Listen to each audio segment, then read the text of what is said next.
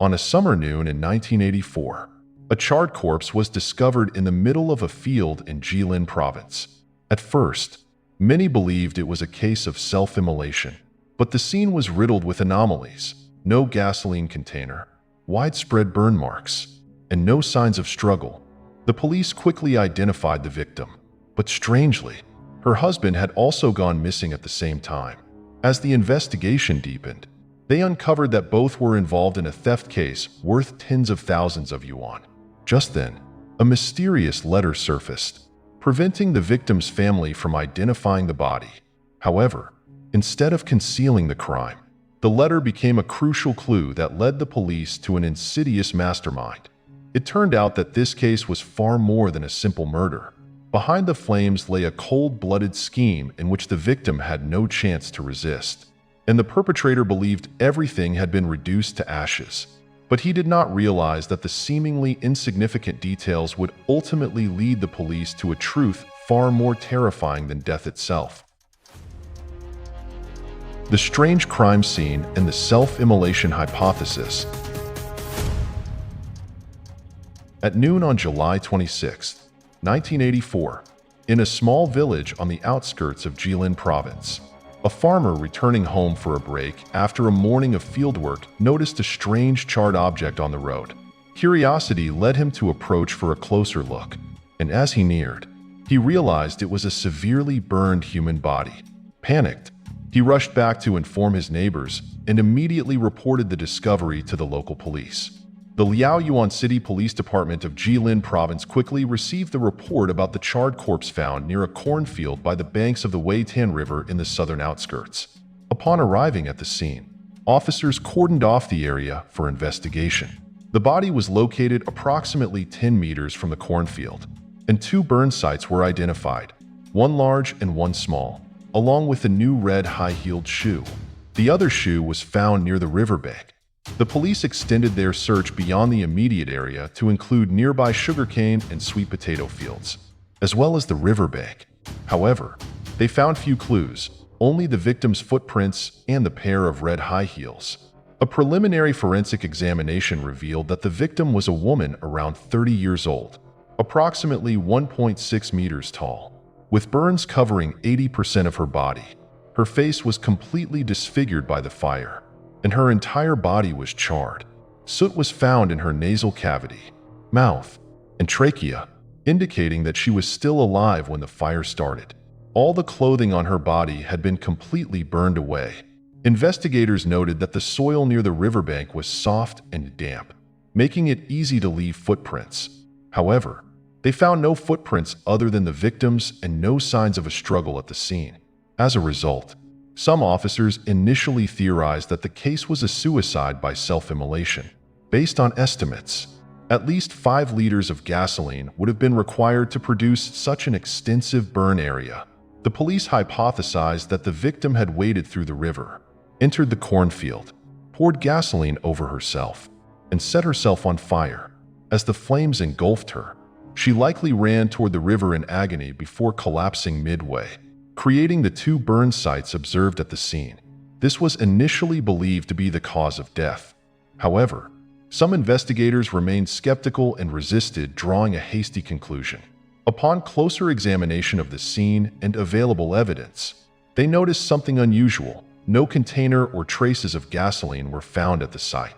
If the victim had carried gasoline for self-immolation, a fuel container, or at least remnants of melted plastic, should have been present.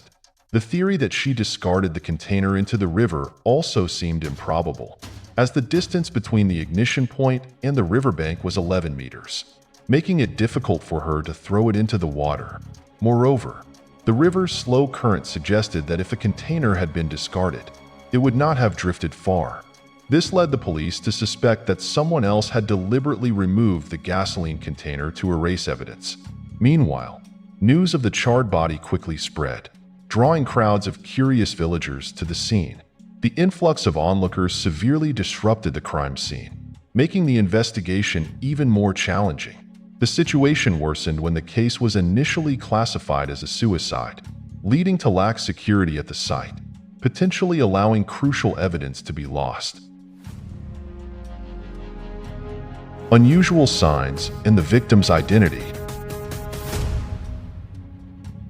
After noticing suspicious details in the case, the police returned to the crime scene for further examination. This time, they discovered a faint male footprint at the spot where the fire had erupted. However, since the scene had been disturbed by curious villagers, the police could not determine whether the footprint belonged to the perpetrator or just a bystander. Expanding their search, officers found a woman's sock in a sweet potato field about 50 meters away from the scene. It was later confirmed to belong to the victim. This discovery raised a crucial question. If the victim had intended to set herself on fire, why had she been in the sweet potato field, more than 60 meters from the riverbank? Investigators proposed an alternative theory.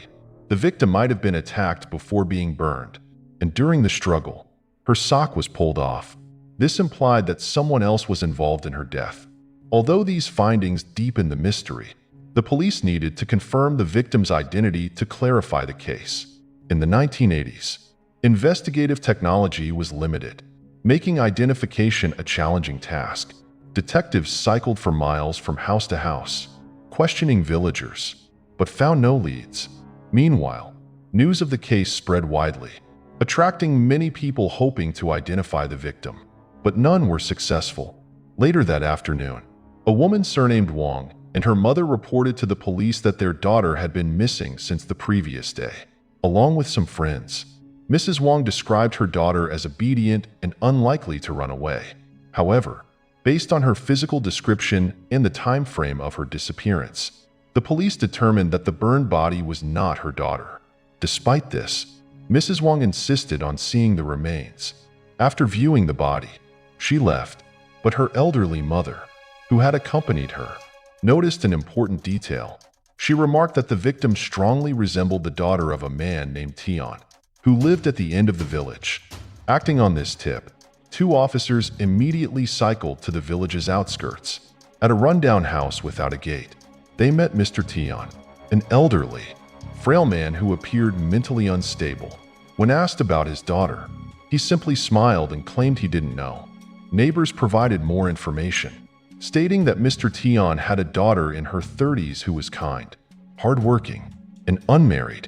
She had chosen to remain single to care for her father and worked as a laborer for villagers. On July 25th, she had asked a neighbor to look after her father while she traveled to a nearby village for farm work. The timing of her departure aligned with the case's timeline, prompting the police to verify her whereabouts. By the time officers arrived, night had fallen, but they pressed on, heading straight to the workplace. To their surprise, a woman emerged from the house upon hearing her name. It turned out she was still alive. This meant the charred body's identity remained unknown. A few days later, the police received a missing person report. A man named Zhao came forward, stating that his younger sister, Zhao Shaolian, 35, had been missing for several days. When asked why he had delayed reporting her disappearance, Mr. Zhao explained that he lived far from the police station and had young children to care for, making it difficult to leave home. However, the main reason was that his sister had previously visited him, left her child in his care, and said she was going to the hospital for a checkup. He assumed she was still at the hospital and wasn't concerned about her brief absence. It was only after hearing rumors about a burned female body that he grew uneasy and decided to contact the police. After listening to his report and comparing the missing woman's age and physical description with the victim's, officers noticed a striking resemblance. They immediately retrieved the slippers and socks found at the crime scene for verification and confirmed that they belonged to Zhao Shaolian. Shortly after, the burned body was officially identified as the unfortunate young woman. The diary clue and the mysterious disappearance of the husband. Mr. Zhao recounted that the last time he saw his younger sister was on the evening of July 25th. That night, Shaolian told him she had a stomachache and needed to see a doctor. She left her daughter at his house and went out. Although Zhao offered to accompany her, she reassured him that a colleague would take her, putting his mind at ease. However, when the police checked with the clinic, the doctor confirmed that no one had come in for treatment that night, and there were no records of Zhao Shaolian's visit. This discovery led the police to two possible theories. First, Xiaolian might have lied about her medical visit to secretly meet someone, only to be harmed by that person. Second, the colleague she claimed would escort her could have been responsible for her death.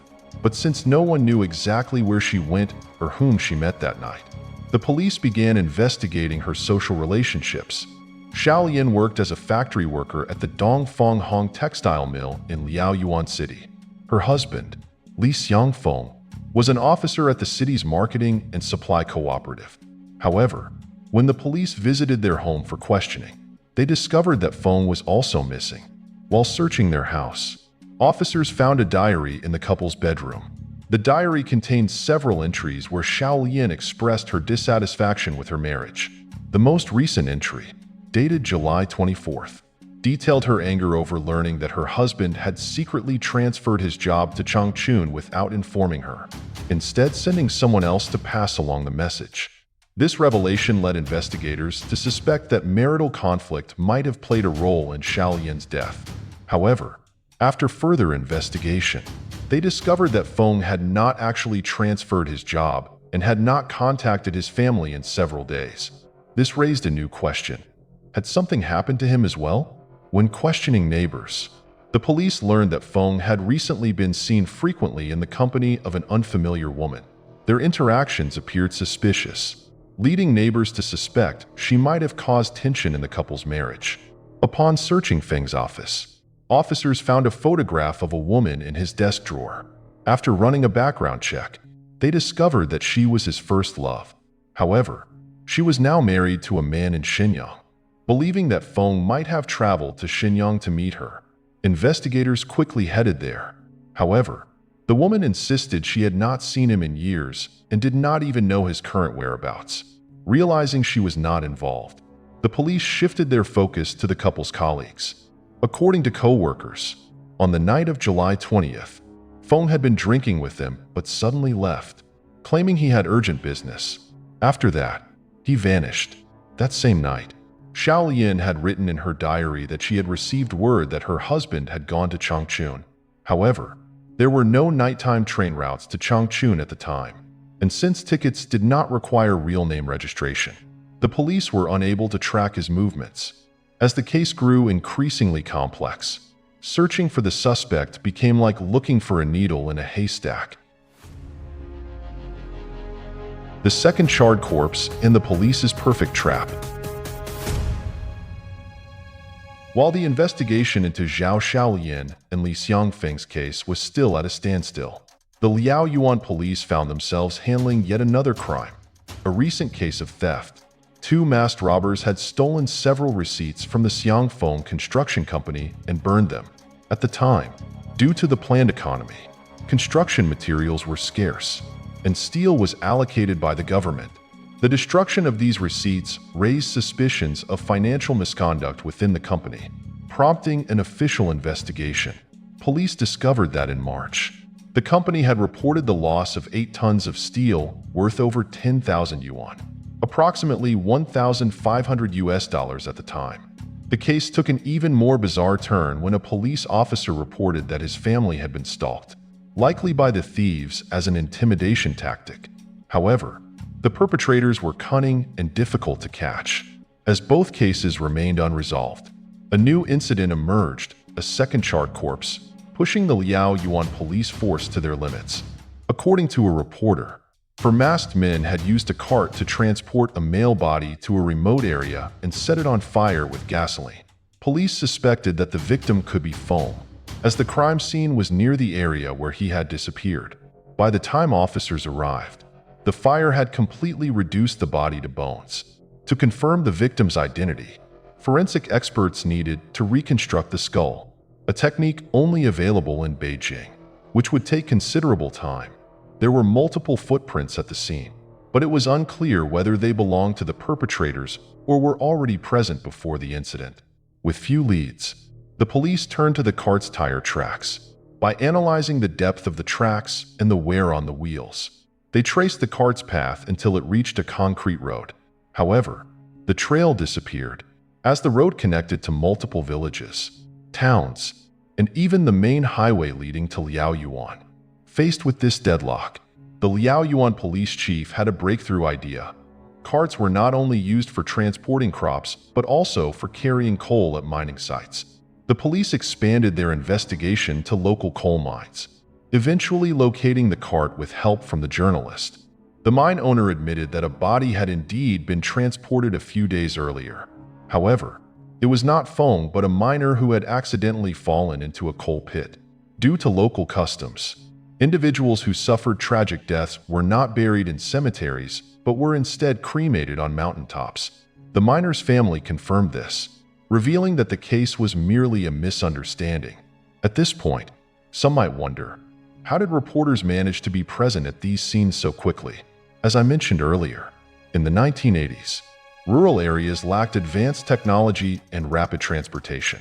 However, Liaoyuan had become a hotspot for crimes ranging from murder to theft, so reporters were always stationed nearby to capture breaking news.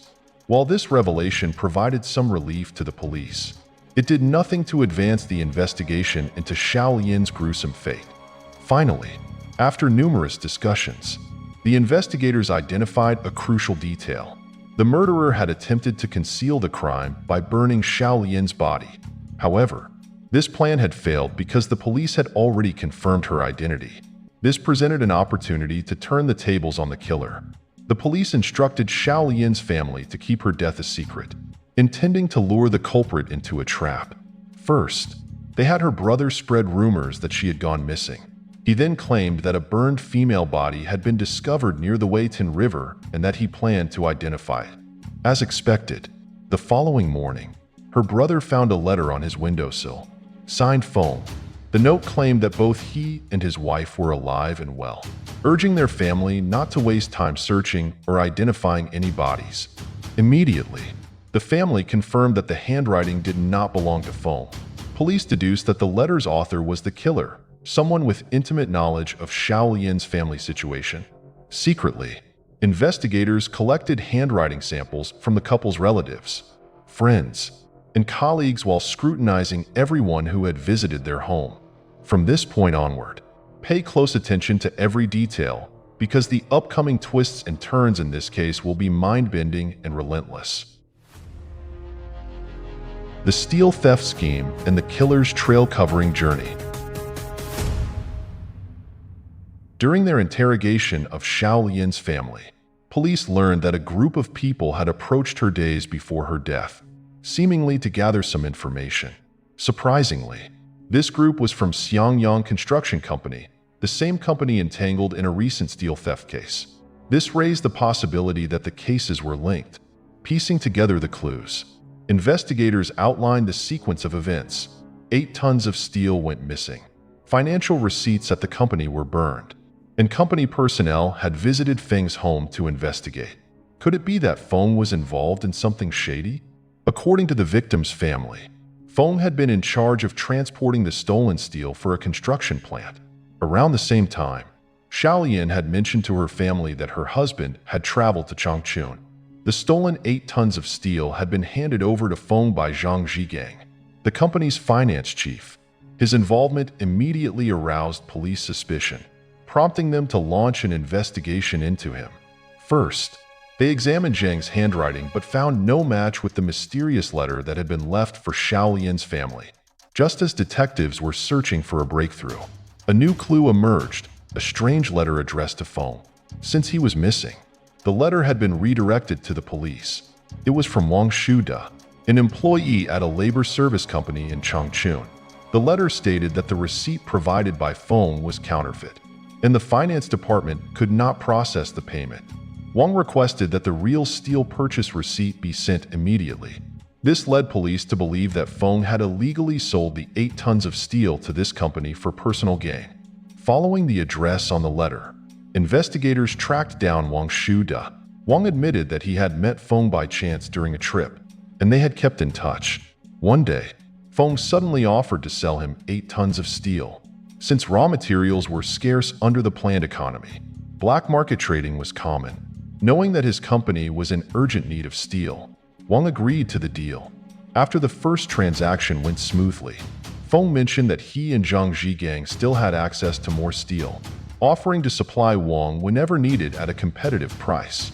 At this point, investigators realized that Zhang Zhigang was more deeply involved than they had initially suspected and might be a key figure in the case. At the start of the investigation, police had questioned how Xiaolian knew about her husband's alleged trip to Changchun. Now, a strong possibility emerged. Zhang Zhigang himself might have been the one who informed her. Digging deeper, investigators discovered another crucial detail. On the day Xiaolian learned of her husband's trip, her 9-year-old daughter had been at home. However, due to the trauma of recent events, the child was extremely wary of strangers and unwilling to speak. After some time, officers carefully showed her photographs of Zhang Zhigang and his known associates. Shockingly, the child identified a man who had visited their home, but it was not Zhang Zhigang. Instead, it was Hou Leiqin, the warehouse manager at Xiangyang Construction Company. Hou Leiqin came from a privileged background. His parents were government officials in Liaoyuan. Investigators now believe that he had been the one who delivered the message about Feng's trip to Changchun and might have also been responsible for writing the mysterious letter to Xiaolian's family. However, after comparing Hou Leiqin's handwriting with the letter, they found no match. This led police to suspect the involvement of a third conspirator. Going through all the individuals connected to the case, officers compared handwriting samples from various suspects. Their breakthrough came when they identified a potential suspect named Kong Zhongli, a close associate of Hou Leiqin. Kong was immediately brought in for questioning. Under police interrogation, he quickly admitted that he had written the letter, but claimed he did so only as a favor to Hou Leiqin. According to Kong, Hou had told him that Feng had personally requested the message be sent to his family. With all the evidence and confessions pointing to Hou Leiqin, the police arrested him immediately. During questioning, Hou confessed that the entire scheme had been orchestrated by Zhang Zhigang. According to Hou, Zhang had provided the steel transaction receipts to Feng, who then sold the steel. Because Feng had possession of the receipts, Hou was responsible for handing over the stolen steel to buyers. Once the steel was successfully sold to the company in Changchun, Zhang instructed Feng to leave Liaoyuan to avoid suspicion. Hou claimed that he had no idea where Feng had gone. Most chillingly, Hou revealed that Xiaolian had been killed on Zhang Zhigang's orders. Fearing that Xiaolian knew too much about the illicit transactions, Zhang allegedly planned her murder to silence her. Hou recounted that Zhang had lured her to the riverbank, tied her hands with rope, assaulted her, and then doused her in gasoline before setting her on fire. However, forensic analysis of Xiaolian's body revealed no marks indicating that she had been tied up. Detecting inconsistencies in his story, police continued interrogating Hou until he finally admitted the full truth. The confession of a murderer, the whole truth unveiled. It turned out that Hou Leiqin was the true mastermind behind the theft of 8 tons of steel, with the assistance of Feng and Kong Zhongli, who played minor roles as accomplices. After successfully selling the stolen steel, Hou feared exposure and devised a plan to shift the blame onto Zhang Zhigang. He instructed Feng and his wife to tell others that Zhang was the one who had given them the steel, to silence any potential witnesses. On the night of July 20th, Hou Leiqin lured Feng to a remote coal mine. There, he struck Feng on the head with a hammer, killing him instantly. He then dumped the body into a coal pit and covered it with rocks to conceal the crime. Afterwards, Hou went to Xiaolian's home and told her that her husband had left for a business trip to Changchun. Initially, he had no intention of harming her. However, when construction company officials started questioning her, he feared she might reveal the truth. To eliminate the risk, he decided she had to die. On July 25th, Hou Leiqin purchased a can of gasoline and hid it near the riverbank. He then tricked Xiaolian into meeting him, claiming that her husband had returned and wanted to see her alone. Upon arriving at the riverbank, Xiaolian removed her socks and placed them in her pocket before crossing the water. When she reached the other side, Hou revealed the truth, that her husband had fled and their steel scam had been exposed. He told her that she would inevitably expose him, and for that reason, He had no choice but to kill her. Realizing the danger, Xiaolian tried to escape but failed. With no other option, she begged for her life. Ho took advantage of the situation, forcing her to comply with his demands. Desperate to survive, Xiaolian reluctantly followed him to a nearby sweet potato field, where one of her socks fell out. But Ho had no intention of letting her go. After satisfying his twisted desires, he strangled Xiaolian to death. Then, he poured gasoline over her body and set her on fire. The flames burned so intensely that they towered above the corn stalks, startling Ho. Panicked, he grabbed the gasoline can and fled the scene. Due to the soft, damp soil near the riverbank, the only visible evidence left behind was Xiaolian's red high-heeled shoes. The police found no footprints matching Ho's, as he had worn flat shoes that left no distinct tracks in the wet ground. After killing both Feng and Xiaolian, Ho realized he still had one more task: destroying all records and documents related to the stolen steel to avoid detection. To do this, he and Kang Zhongli wore masks and broke into the construction company's finance office. They knocked the security guard unconscious and set fire to all records in the financial department. When Ho later heard that Xiaolian's family planned to identify the burned body, he panicked. He instructed Kang Zhongli to write a letter to mislead the family, hoping to prevent them from recognizing the remains. However, this very letter turned out to be their downfall, playing right into the police's trap. Using Ho's confession, police located Feng's body in the coal mine, exactly where Ho had killed him and buried him under rocks. After fully confessing to all his crimes, Ho Leiqin was sentenced to death for theft and double murder. Although Kang Zhongli had not directly committed the murders, he was deeply involved in the cover-up and destruction of evidence, leading to his conviction as well. The phrase, "man proposes, but heaven disposes," perfectly describes the fate of these two criminals.